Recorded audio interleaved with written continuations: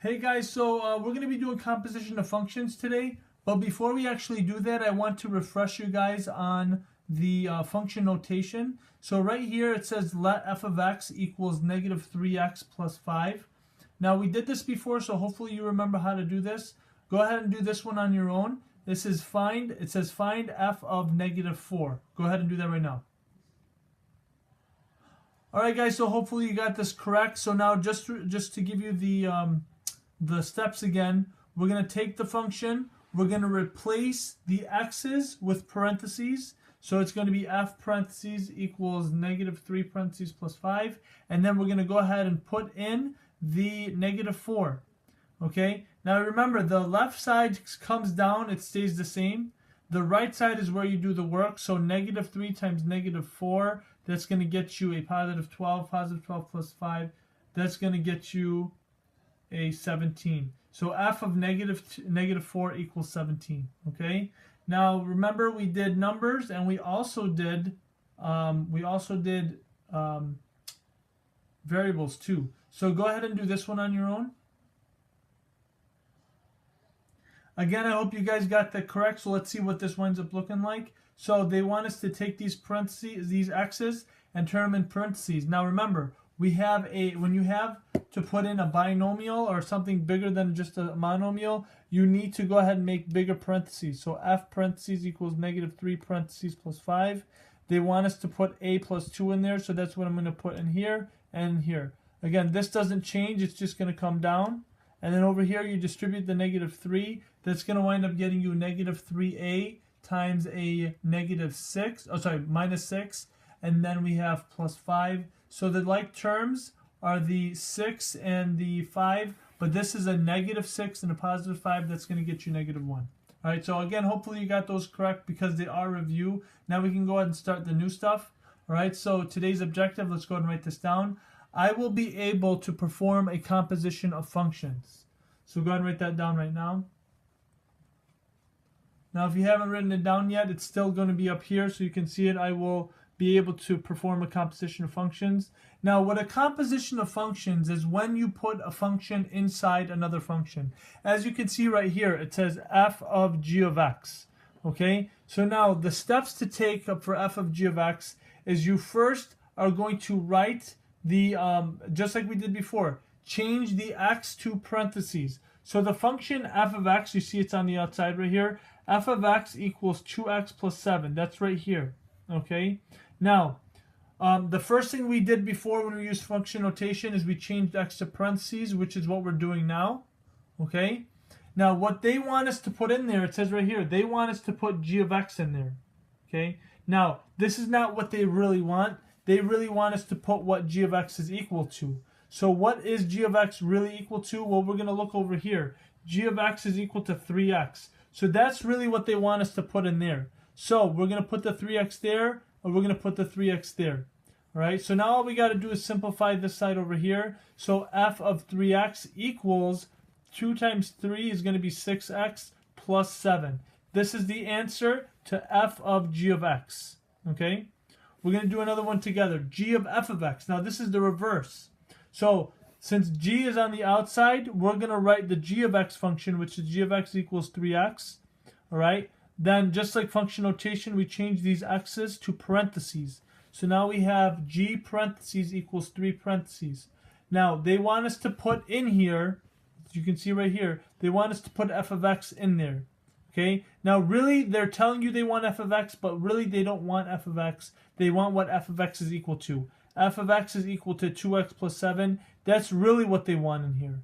So you're going to rewrite this, but instead of f of x, you're going to go ahead and put 2x plus 7, 2x plus 7. Now what you have to do over here is distribute the 3, and then you wind up getting 6x plus 21. All right? So hopefully you got this down packed because I'm going to have you do a couple on your own. So for this next one, we have, actually we'll do this one together. You can do number 4 on your own.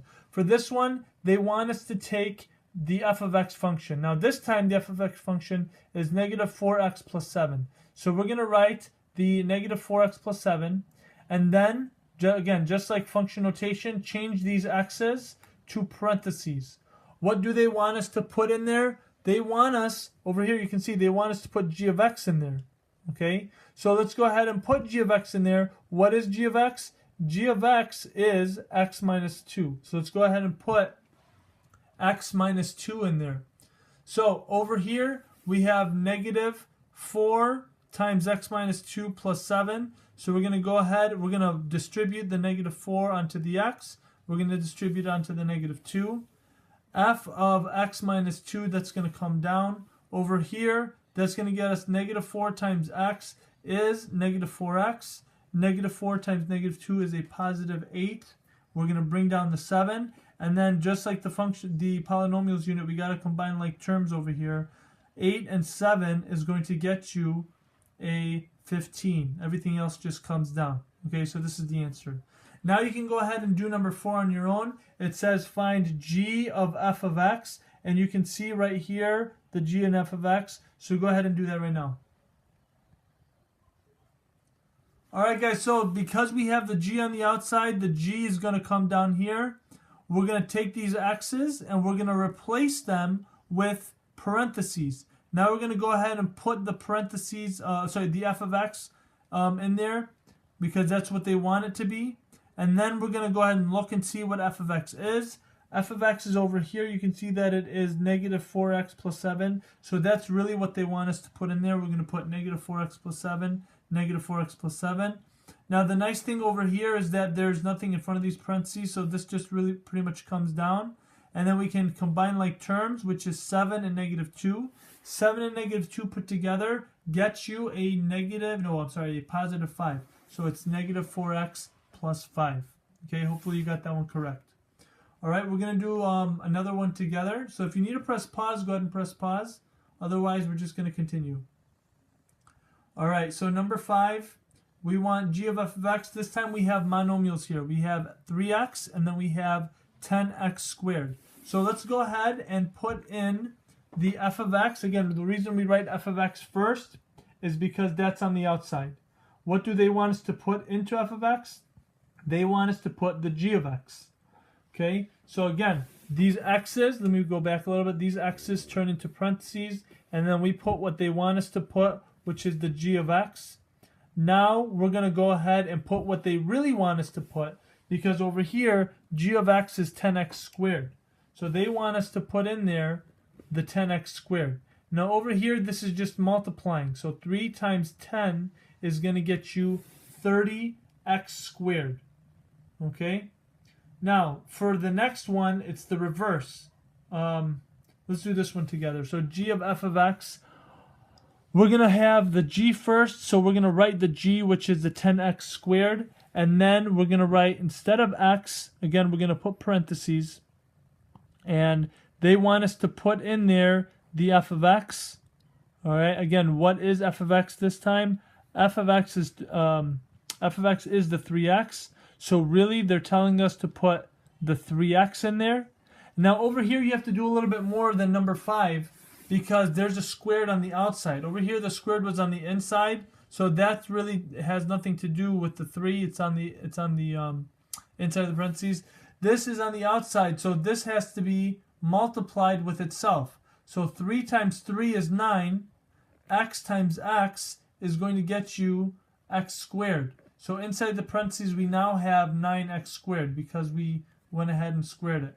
Then we have 10 times 9. That's going to get you 90. So we wind up with 90x squared. And as you can see, we wind up getting different answers because they're different functions. This is f of g of f of x.